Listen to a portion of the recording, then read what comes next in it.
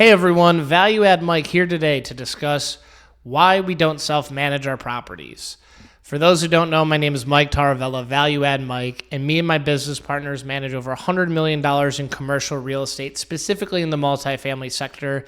And today I want to discuss why we don't self-manage. The first thing when looking at the reason why is, what is our highest and best use of time as an organization?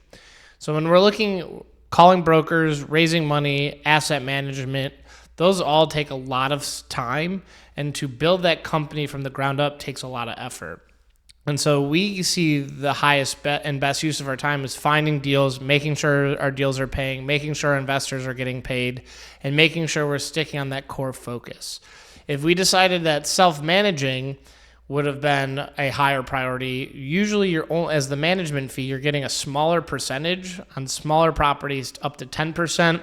Up to bigger properties, I've seen it 2 to 3% management fees, and that has to cover your expenses of hiring employees, hiring team members, and implementing technology. So all of these things take up a lot of resources. And so right now we're building an acquisition asset management company along with building an investor base.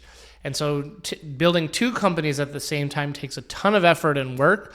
And so right now we want to focus on finding really good deals that we can pay our investors.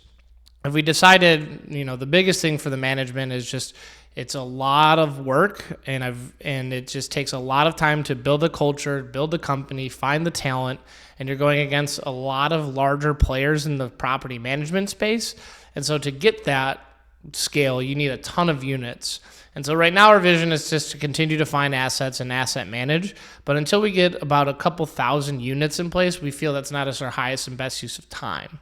Maybe we reassess every year, but right now the focus is just on acquiring, finding the best value adds that we can do in terms of financial, but also for our residents. So having that scale, focusing on our highest and best use of time is what we deem right now. I'm sure years later it can change once we have more scale and more ability to manage that process. But right now we really want to focus on on third-party property management.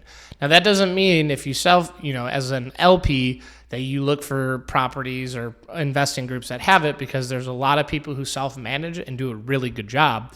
But it's just making sure that you understand when you're investing, what is that team's highest and best use of time.